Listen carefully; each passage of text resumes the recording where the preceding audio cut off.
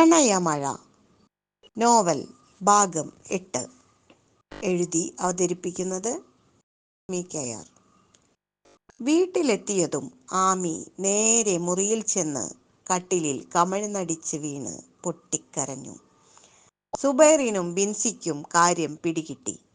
കാലങ്ങൾക്ക് ശേഷം വീട്ടുകാരെ കണ്ടാൽ സന്തോഷവും സങ്കടവും ഒരുമിച്ചുള്ള ഒരു വികാരം. ബിൻസി പറഞ്ഞു, ഒന്ന് ആശ്വസിപ്പിക്കൂ. അവൻ മുറിയിലേക്ക് ചെന്നതും അവളെ എഴുന്നേൽപ്പിച്ച് ഇരുത്തി അവളുടെ താടി ഉയർത്തിക്കൊണ്ട് ചോദിച്ചു, ഇനി വിഷമിച്ചിട്ട് എന്താ കാര്യം? എല്ലാം കഴിഞ്ഞില്ലേ? അവൾ അവൻ്റെ നെഞ്ചിൽ വീണ് പൊട്ടിക്കരഞ്ഞു. ഞാൻ ഇതുവരെ ഒന്ന് അന്വേഷിച്ചില്ലല്ലോ. അത് എൻ്റെ തെറ്റല്ലേ? നമ്മൾ സുഖമായി ജീവിക്കുമ്പോൾ അവർ എത്ര കഷ്ടപ്പെട്ടാണ് ഓരോ ദിവസവും തള്ളി നീക്കുന്നത്. അവൻ അവളുടെ നെറ്റിയിൽ ഒരു മുത്തം കൊടുത്തുകൊണ്ട് ഇങ്ങനെ പറഞ്ഞു, എൻ്റെ ആമിക്കുട്ടി വിഷമിക്കേണ്ട. അവർക്ക് വേണ്ടി നമുക്ക് വേണ്ടത് ചെയ്യാം. അവൾ അവനെ ഒന്നുകൂടെ ഇറുക്കിപ്പിടിച്ചു. പതിയെ പതിയെ കരച്ചിലിൻ്റെ ആഴം കുറഞ്ഞു വന്നു. അവൻ അവളെ കട്ടിലിലേക്ക് പിടിച്ചു കിടത്തി. അവനും കൂടി ചേർന്ന് കിടന്നു. അവളുടെ തലമുടിയിൽ പതിയെ തഴുകിക്കൊണ്ടിരുന്നു. എത്ര സങ്കടം വന്നാലും ഈ ഒരു ചേർത്ത് പിടിക്കലിലൂടെ ആമിയുടെ എല്ലാ സങ്കടവും പമ്പ കടക്കും. അവരുടേത് മാത്രമായ കുറേ നിമിഷങ്ങൾ കടന്നുപോയി. കുറച്ച് സമയത്തിന് ശേഷം ബിൻസി വന്ന് വാതിലിൽ തട്ടി വിളിച്ചുകൊണ്ട് പറഞ്ഞു, രണ്ടുപേരും ഭക്ഷണം കഴിക്കാൻ വരൂ. അതു കേട്ടതും ആമി ചാടി എഴുന്നേറ്റു. ഉലഞ്ഞ വസ്ത്രങ്ങൾ നേരെയാക്കി എണീക്കാൻ പോകുമ്പോൾ വെറുതെയൊന്ന് സുബൈറിൻ്റെ മുഖത്തേക്ക് നോക്കി. അവൻ്റെ കവിൾത്തടത്തിലെല്ലാം തൻ്റെ നെറ്റിയിലെ സിന്ദൂരമാണ്.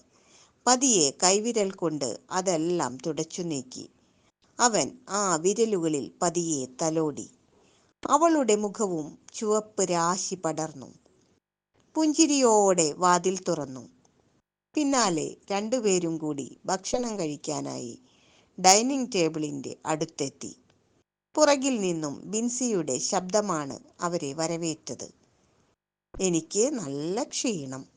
നിങ്ങൾ രണ്ടുപേരും ഭക്ഷണം കഴിച്ചിട്ട് ബാക്കിയുള്ളവ ഫ്രിഡ്ജിലെടുത്ത് വെച്ച് കിടന്നോളൂ. അവൾ മനഃപൂർവ്വം തങ്ങളെ സ്വൈര്യമായി വിട്ടതാണെന്ന് രണ്ടുപേർക്കും മനസ്സിലായി. സുബൈർ പറഞ്ഞു, ഇന്ന് നമുക്ക് രണ്ടുപേർക്കും കൂടി ഒരു പ്ലേറ്റ് മതി. താനിരിക്കെ, ഞാൻ വിളമ്പിത്തരാം. എത്ര നാളായി ഒരുമിച്ച് ഇങ്ങനെ ഒരു പ്ലേറ്റിൽ നിന്നും ഭക്ഷണം കഴിച്ചിട്ട്. കുട്ടികളായപ്പോൾ അവരുടെ കാര്യത്തിലായി ശ്രദ്ധ. നമുക്ക് പ്രണയിക്കാൻ ഒന്നും സമയമില്ലല്ലോ.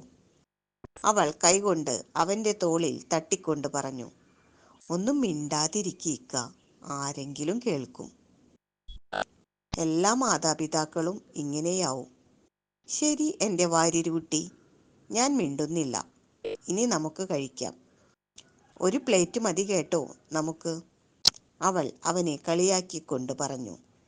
എനിക്ക് കഴുകാൻ എളുപ്പമായി. അവൻ ആദ്യ ഉരുള ഉരുട്ടി അവളുടെ വായിലേക്ക് വെച്ചു കൊടുത്തു. അവനെ തന്നെ നോക്കിയിരുന്നപ്പോൾ അവൻ പറഞ്ഞു, തിരിച്ച് എനിക്കും തായോ. അവൾ തിരിച്ച് ഭക്ഷണം അവൻ്റെ വായിലേക്ക് വെച്ചു കൊടുത്തു. റൂമിലേക്ക് കുറച്ച് വെള്ളമെടുക്കാൻ വന്ന ബിൻസി അതുകണ്ട് പടച്ച തമ്പുരാനോട് നന്ദി പറഞ്ഞു. ഇവരുടെ സ്നേഹം എന്നും ഇതുപോലെ നിലനിൽക്കണേ റബ്ബേ.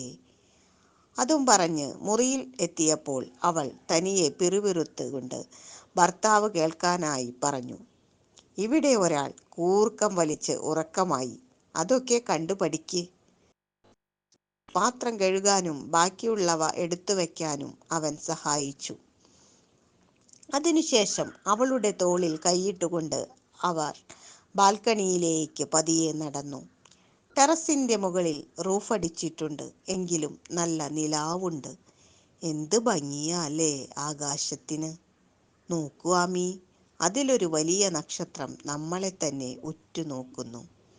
കുഞ്ഞു കുഞ്ഞു നക്ഷത്രങ്ങളെല്ലാം കണ്ണ് ചിമ്മി തുറക്കുന്നുണ്ട്. എത്ര കാലമായി നമ്മൾ നാടിൻ്റെ സുഗന്ധം അനുഭവിച്ചിട്ട്. എല്ലാം നമുക്ക് നഷ്ടമായി അല്ലേ? സാരമില്ല ഇക്ക, ഇത്ര സ്നേഹമുള്ള ഇക്കാനെ കിട്ടിയില്ലേ. പൊന്നുപോലുള്ള 2 മക്കളെയും, അത് മതി എനിക്ക്, ആമി മറുപടിയായി പറഞ്ഞു. അവൻ അവളെ ചേർത്ത് പിടിച്ചുകൊണ്ട് അവളുടെ കാതിൽ അവൾ എഴുതിയ കവിതാശകലങ്ങൾ മെല്ലെ ചൊല്ലി. അത് കേട്ടതും അവൾ കോരിത്തരിച്ചു. ആൾക്ക് ഏറ്റവും ഇഷ്ടപ്പെട്ട മാരിവില്ലിൻ ഏഴഴക് എന്ന കവിതാ സമാഹാരത്തിലെ വരികളാണ്. പതിയെ മറ്റൊരു ലോകത്തേക്ക് ചേക്കേറി. പതിയെ അവിടെ താഴത്ത് ഇരുന്നു അവൻ്റെ തോളിൽ തലചാച്ചു. പ്രണയിക്കുന്ന കാലത്ത് സ്വപ്നം കണ്ടെങ്കിലും സാധിച്ചത് ഇപ്പോഴാണ്. മരുഭൂമിയിൽ എവിടെയാ നിലാവും സ്വപ്നങ്ങളും, അവൻ പറഞ്ഞു. സ്വപ്നങ്ങളുടെ കൂട്ടത്തിൽ ബാക്കിയുള്ളവയെല്ലാം ഘട്ടം ഘട്ടമായി ഞാൻ സാധിച്ചു തരും. കൺപോളകളിൽ നിദ്രാദേവി അനുഗ്രഹിക്കാൻ തുടങ്ങിയപ്പോൾ അവൻ അവളെ തൊട്ടുണർത്തി കിടക്കയിലേക്ക് നയിച്ചു. പതിയെ അവളുടെ നെറ്റിയിൽ മുത്തം നൽകി. പുതപ്പ് എടുത്ത് അവളെ പുതപ്പിച്ചു. പിന്നീട് ലൈറ്റ് ഓഫ് ചെയ്തു. അവൻ കൂടെ പുതപ്പിനുള്ളിലേക്ക് ചേക്കേറി. എന്തൊക്കെ പ്രശ്നമുണ്ടായാലും കിടക്കുന്നതിന് മുൻപ് അത് പറഞ്ഞു തീർക്കണമെന്ന് വിവാഹം കഴിച്ച അന്ന് തന്നെ അവൾക്ക് വാക്കുകൊടുത്തതാണ്. നെറ്റിയിൽ ഒരു മുത്തവും പതിവായി നൽകണം. ഇന്നുവരെ അതെല്ലാം പാലിച്ചു. ആമിയുടെ ബാക്കിയുള്ള സ്വപ്നങ്ങൾ എല്ലാം സാക്ഷാത്കരിച്ചു കൊടുക്കണം എന്ന ഉറച്ച തീരുമാനത്തോടെ അവനും ഉറങ്ങാൻ കിടന്നു. രാവിലെ ആമി എണീറ്റപ്പോൾ എവിടെയോ പോകാൻ തയ്യാറായി നിൽക്കുന്ന സുബൈറിനെയാണ് കണ്ടത്. ഇക്ക, എവിടെ പോകുന്നു? അത് സസ്പെൻസ്. ഞാൻ തനിയെ പോകാം എന്നാണ് കരുതിയത്. അല്ലെങ്കിൽ വേണ്ട, എൻ്റെ ആമിക്കുട്ടി കൂടെ പോന്നോളൂ. വേഗം റെഡിയായി താഴേക്ക് വായോ. അതും പറഞ്ഞ് അവൻ വേഗം താഴേക്ക് ഇറങ്ങി. സസ്പെൻസ് എന്താണെന്ന് അറിയാനുള്ള ആകാംക്ഷയുമായി ആമിയും വേഗം ഒരുങ്ങി താഴേക്ക് ഇറങ്ങി വന്നു. അവൻ്റെ കൂടെ മുൻസീറ്റിലിരിക്കുമ്പോൾ ഇടയ്ക്കിടെ അവളെ കണ്ണിട്ട് നോക്കുന്നുണ്ടായിരുന്നു. കണ്ണുകൊണ്ട് ആംഗ്യം കാണിച്ചപ്പോൾ അവൾ കപട ദേഷ്യഭാവത്തിൽ അവനെയും നോക്കി. പിന്നീട് ദൂരേക്ക് നോക്കിയിരുന്നു. അവന് ഉള്ളിൽ ചിരി വരുന്നുണ്ടെങ്കിലും പുറത്തേക്ക് കാണിച്ചില്ല. ആമിക്കുട്ടി ആഗ്രഹിച്ച ഒരു സാധനം നേരിട്ട് കാണിക്കാനാണ് ഞാൻ പോകുന്നത്. അത്രയും ഇപ്പോൾ അറിഞ്ഞാൽ മതി.